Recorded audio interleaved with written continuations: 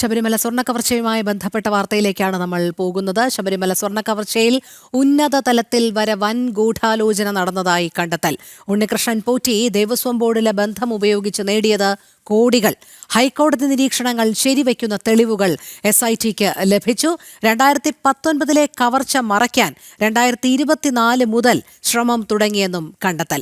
രാജീവ് ചേരുന്നു കൂടുതൽ വിവരങ്ങളുമായി. രാജീവ്, ശബരിമല സ്വർണ്ണ കവർച്ചയിൽ ഉന്നത തലത്തിൽ വരെ വൻ ഗൂഢാലോചന നടന്നതായുള്ള കണ്ടെത്തലിലാണോ പ്രത്യേകാന്വേഷണ സംഘം എത്തിച്ചേർന്നിരിക്കുന്നത്? അത്തരം നിരീക്ഷണങ്ങൾ ഹൈക്കോടതി നേരത്തെയും കണ്ടെത്തിയിരുന്നു.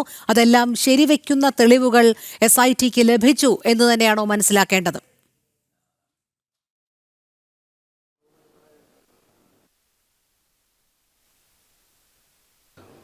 രോഹിണി, കഴിഞ്ഞ 2 ദിവസം വളരെ നിർണായകമായ നീക്കമാണ് SITയുടെ ഭാഗത്തു നിന്ന് ഉണ്ടായത്. കഴിഞ്ഞ 2 ദിവസം കൊണ്ട് 3 സംസ്ഥാനങ്ങളിലാണ് SITയുടെ നേതൃത്വത്തിൽ പരിശോധന നടന്നത്.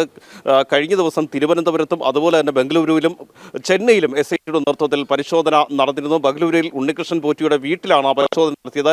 മാത്രമല്ല, തലേ ദിവസം തന്നെ ബെല്ലാരിയിൽ ഉണ്ണികൃഷ്ണൻ പോറ്റി വിറ്റ സ്വർണം ഗോവർദ്ധൻ എന്നയാളുടെ ജ്വല്ലറിയിൽ നിന്ന് പിടിച്ചെടുത്തതും SIT ആണ്. 400 ഗ്രാമിന് മുകളിൽ സ്വർണം SIT പിടിച്ചെടുക്കുകയും ചെയ്തിരുന്നു.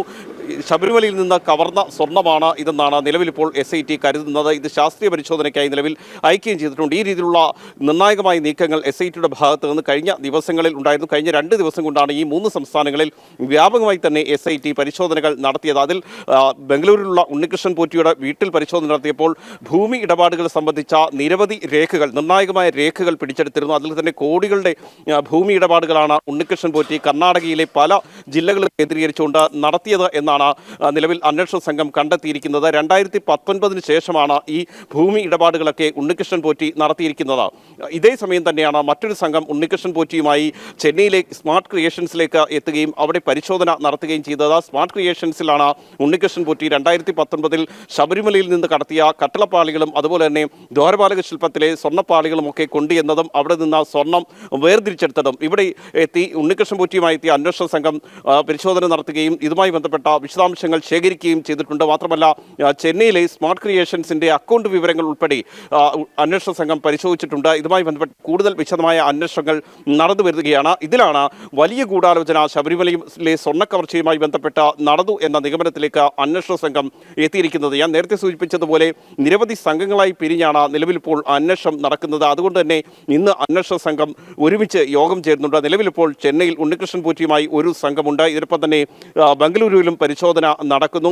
കേരളത്തിലും ഇതിനൊപ്പം പരിശോധന നടക്കുന്നുണ്ട്. ചെന്നൈയിലെ സംഘത്തിൽ ഈ അന്വേഷണ സംഘത്തിന് നേതൃത്വം വഹിക്കുന്ന SP ശശിധരൻ ഉൾപ്പെടെയുള്ളവരുണ്ട്. ഇതിനൊപ്പം സൈബർ സംഘത്തിലെ ഉദ്യോഗസ്ഥരും ചെന്നൈയിലെ അന്വേഷണ സംഘത്തിലുണ്ട്. അവർ ഈ വിവിധ ബാങ്കുകൾ കേന്ദ്രീകരിച്ചുകൊണ്ടുള്ള പരിശോധനകൾ നടക്കുന്നുണ്ട്. ഈ സ്മാർട്ട് ക്രിയേഷൻസുമായി ബന്ധപ്പെട്ട് കൂടുതൽ വ്യക്തത വരുത്തുന്നതിന് വേണ്ടിയുള്ള അന്വേഷണവും നിലവിൽ നടക്കുന്നുണ്ട്. ഇതിന് കാരണം 2019 സ്മാർട്ട് ക്രിയേഷൻസ് പറഞ്ഞിരുന്നത് തങ്ങൾക്ക് സ്വർണം വേർതിരിച്ചെടുക്കാനുള്ള വൈദഗ്ധ്യം ഇല്ല എന്നാണ്.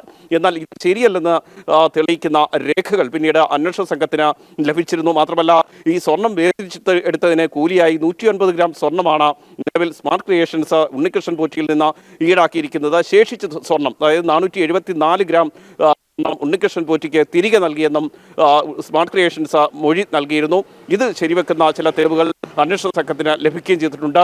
ഈ സ്വർണ്ണമാണ് നിലവിൽ ഗോവർദ്ധൻ എന്നയാൾക്ക് ഉണ്ണികൃഷ്ണൻ പോറ്റി കൈമാറിയത്, അതായത് വിറ്റഴിച്ചത് എന്നതാണ് നിലവിൽ അന്വേഷണ സംഘത്തിന്റെ നിഗമനം. ഏതായാലും വലിയ തരത്തിലുള്ള ഗൂഢാലോചന ഇതുമായി ബന്ധപ്പെട്ട് നടന്നിരിക്കുന്നു. ഉന്നത തലത്തിലുള്ള ഗൂഢാലോചന തന്നെയാണ് നടന്നിരിക്കുന്നത്.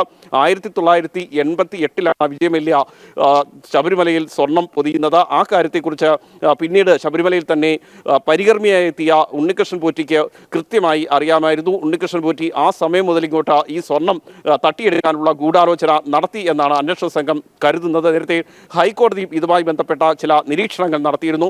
ഹൈക്കോടതി ലഭിച്ച തെളിവുകളുടെ അടിസ്ഥാനത്തിലാണ് ആ നിരീക്ഷണത്തിലേക്ക് ഹൈക്കോടതി എത്തിയത്. ആ നിരീക്ഷണങ്ങൾ ശരിവെക്കുന്ന തെളിവുകളിലേക്ക് അന്വേഷണ സംഘം എത്തുന്നു എന്നതാണ് ഏറ്റവും പ്രധാനപ്പെട്ട മറ്റൊരു കാര്യം. അതായത് ദേവസ്വം ബോർഡിലെ ഉന്നത ഉദ്യോഗസ്ഥർ മാത്രമല്ല 2019 ദേവസ്വം ബോർഡ് അംഗങ്ങൾക്കും ഇതുമായി ബന്ധപ്പെട്ട വിവരങ്ങൾ അറിയാമായിരുന്നു എന്ന് തന്നെയാണ് ഹൈക്കോടതി നേരത്തെ വ്യക്തമാക്കിയത്. അത്തരം തെളിവുകൾ തന്നെയാണ് അന്വേഷണ സംഘത്തിനും ലഭിച്ചിരിക്കുന്നത്. കാരണം ഉണ്ണികൃഷ്ണൻ പോറ്റിക്ക് മാത്രമായി ഈ സ്വർണം കടത്തിക്കൊണ്ടുപോകാൻ കഴിയില്ല. മാത്രമല്ല ഇവിടെ നിന്ന് കട്ടിളപ്പാളികൾ 2019 മാർച്ചിലാണ് കട്ടിളപ്പാളികൾ കൊണ്ടുപോകുന്നത്.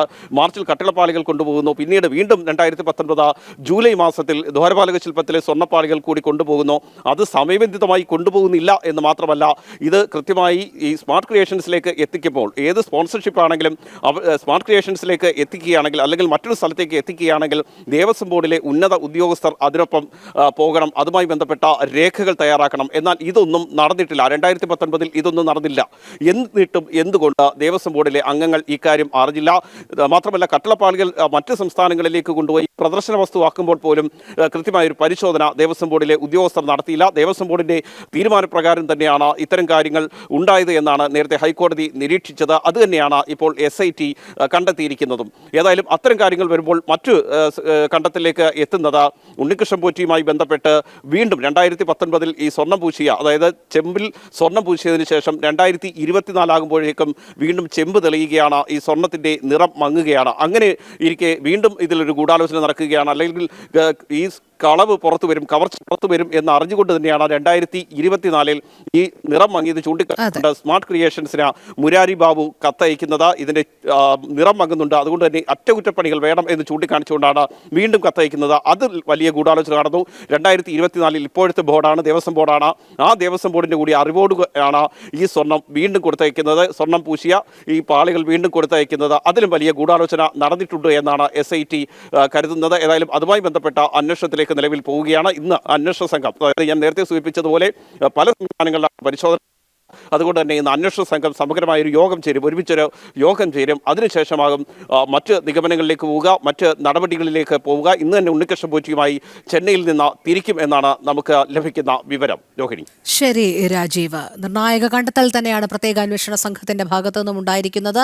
ശബരിമല സ്വർണ്ണ കവർച്ചയിൽ ഉന്നത തലത്തിൽ വരെ വൻ ഗൂഢാലോചന നടന്നതായി തന്നെയാണ് കണ്ടെത്തൽ. ഉണ്ണികൃഷ്ണൻ പോറ്റി ദേവസ്വം ബോർഡിലെ ബന്ധം ഉപയോഗിച്ച് നേടിയത് കോടികൾ എന്നുള്ള കണ്ടെത്തലുകളിലേക്ക് കൂടി എത്തിയിരിക്കുന്നു. ഏതായാലും ഹൈക്കോടതി നിരീക്ഷണങ്ങൾ ശരിവെക്കുന്ന തെളിവുകൾ പ്രത്യേക അന്വേഷണ സംഘത്തിന് ലഭിച്ചു എന്ന് തന്നെയാണ് മനസ്സിലാക്കാനും കഴിയുന്നത്. ആർ രാജീവാണ് വിശദമായ വിവരങ്ങൾ നൽകിയത്.